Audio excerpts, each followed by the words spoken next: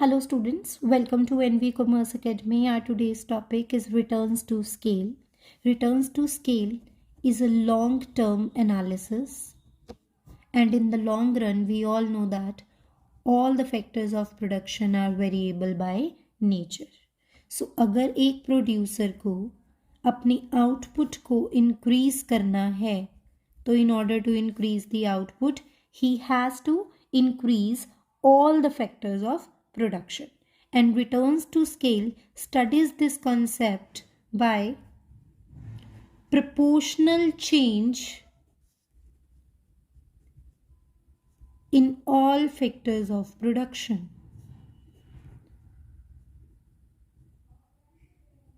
Means all the factors of production are increased but in same proportion under returns to scale. Suppose एक company में 1000 blankets produce होते हैं 1 month में, right? अगर आपको अपनी प्रोडक्शन को इंक्रीज करना है तो आपको आपकी लेबर को भी इंक्रीज करना है, कैपिटल इन्वेस्टेड को भी इंक्रीज करना है बाय सेम प्रोपोर्शन. सपोज आपने इसको डबल कर दिया है, राइट? डबल करने से अगर आपकी जो प्रोडक्शन है वो भी डबल हो जाए तो वो कांस्टेंट रिटर्न्स होते हैं. अगर आपने लेबर कैपिटल को डबल किया लेकिन आपकी जो प्रोडक्शन है वो डबल नहीं, डबल से भी ज़्यादा है तो वो इंक्रीजिंग रिटर्न्स हैं, और अगर वो डबल से कम रह जाए तो वो क्या है? डिमिनिशिंग रिटर्न्स है. फर्दर इसे क्लैरिफाई कर लेते हैं. We all know P here represents the output. प्रोडक्शन फंक्शन की बात कर रही हूँ मैं यहाँ पे, that P is equal to function of LK. L refers to labor and K refers to the capital. In order to increase the output from P to P1, proportionate change is required. So M times हम labour को use कर रहे हैं, M times हम अपनी capital को कर रहे हैं, तो हमारी जो आउटपुट है वो P1 हो जाती है. If proportion equates the proportion in output, then constant returns. If this proportion in output exceeds the proportion in which we have increased our inputs, then it is increasing returns. And if proportion of output lags behind the proportion in which we have increased our inputs, all variable factors, then it is case of diminishing returns. I hope this concept is clear to everyone. अगर आपको इस proportionate वे से समझ नहीं आता तो जैसे मैंने एग्जाम्प्लीफाई करके समझाया है आप उस वे से इसे अंडरस्टैंड कर सकते हो. ने अपने इनपुट्स को डबल किया लेकिन डबल करने के बाद आपकी प्रोडक्शन डबल से ज़्यादा है तो इंक्रीजिंग रिटर्न्स, डबल से कम है तो डिमिनिशिंग, और एग्जैक्ट डबल है तो constant returns.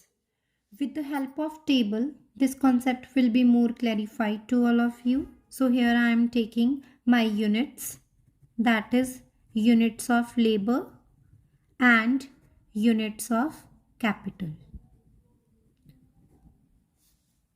I am increasing all these inputs in the same proportion. So units of labor I am increasing 1, 2, 3, 4, 5, 6, 7 and 8. Units of capital 2. जैसे मैंने units of labor को यहाँ पे क्या कर दिया? इंक्रीज किया, राइट? 1 से 2 कर दिया तो सेम ही प्रोपोर्शन मैं फॉलो करूँगी, 2 से उसको 4. इसको फर्दर 2 से 3 किया, then it would be 6, 8, 10, 12, 14 and 16. Now percentage change in labor and capital. Labour और कैपिटल की परसेंटेज चेंज को हम कैलकुलेट कर लेंगे. So first space blank, next would be 100%. अब ये कैसे कैलकुलेट करना है चेंज के लिए, जैसे हम डेल्टा के लिए कैलकुलेशन करते थे, सेम एज इन दोनों के बीच का डिफरेंस 2 - 1 डिवाइडेड बाय इनिशियल यानी 1 multiplied by 100, so that would be 100. Same 4 - 2 upon 2 into 100, so that would again be 100. Same way में हम इनके परसेंटेज चेंज को कैलकुलेट कर लेंगे. 50%, 33%, 25, 20, 16 and the last one is 14. Now total product.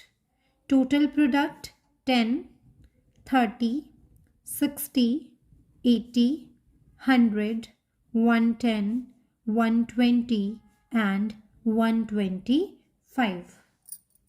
Again, we will calculate percentage change in total product as well.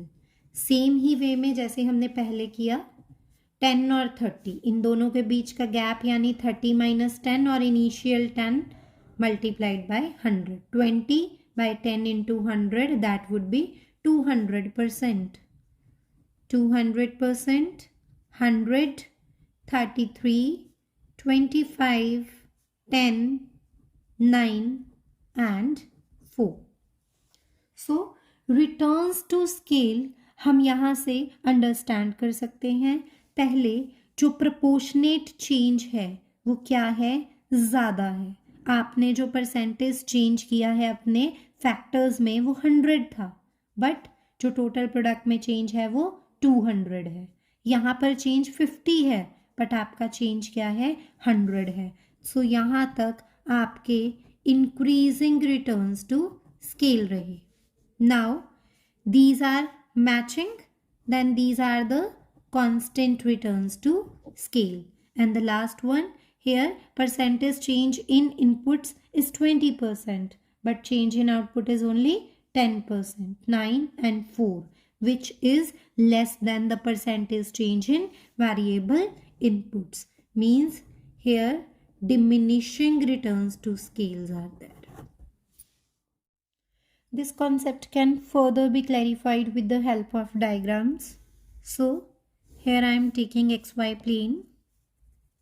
On x-axis, percentage change in inputs, and on y-axis, percentage change in output. Here taking percentage change on 5 scale.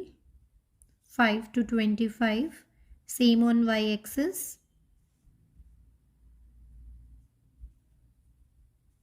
So increasing returns to scale का concept है क्या, जितना change हम अपने inputs में करते हैं उसके कंपैरेटिवली आउटपुट ज़्यादा इंक्रीज हो जाती है. This is concept of increasing returns to scale. Suppose आप 10% इंक्रीज कर रहे हो अपने इनपुट्स में, लेकिन वो 10% का इंक्रीज आपके 15% का इंक्रीज लेकर आता है आउटपुट में.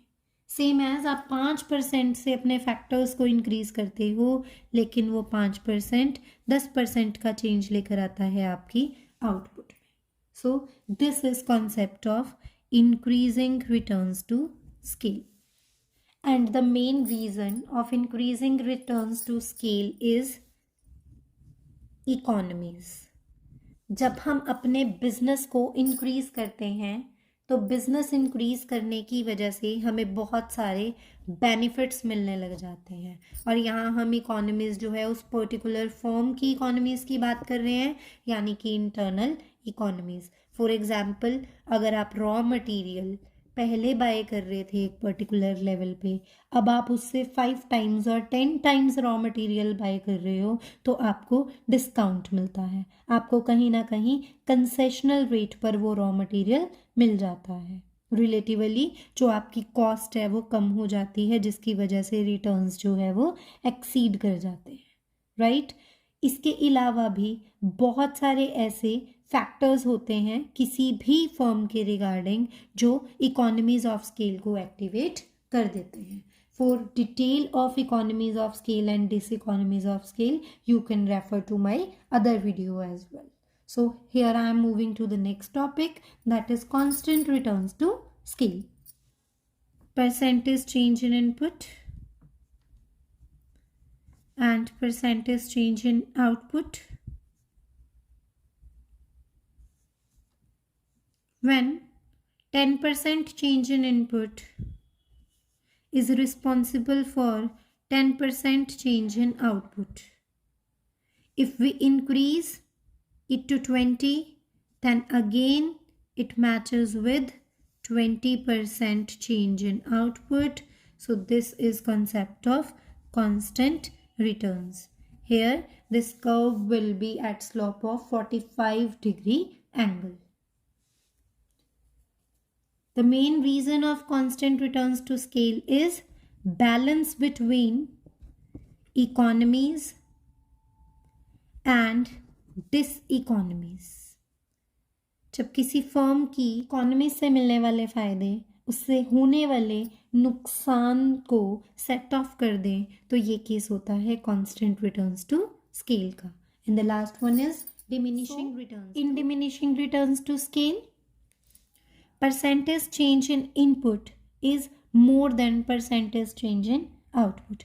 अगर आप 15% चेंज लेकर आते हो अपने इनपुट्स में और उसकी वजह से आउटपुट में जो चेंज आई वो सिर्फ और सिर्फ 10% आए, so it is instance of diminishing returns to scale. Again by moving 10%, if there is change of only 5% in output, here this curve will be more slanting like this. So this is concept of diminishing returns to scale. और इसका main reason क्या है? डिसइकोनॉमीज. जब एक firm की डिसइकोनॉमीज operationalise हो जाती हैं, बिजनेस का साइज बढ़ने की वजह से जो भी टेक्निकल फेलियर्स, जो भी एडमिनिस्ट्रेशन रिलेटेड फेलियर्स जो है वो अक्कर होते हैं, उसकी वजह से जो आपकी रिटर्न्स टू स्केल है वो कम हो जाते हैं. So this is all about returns to scale.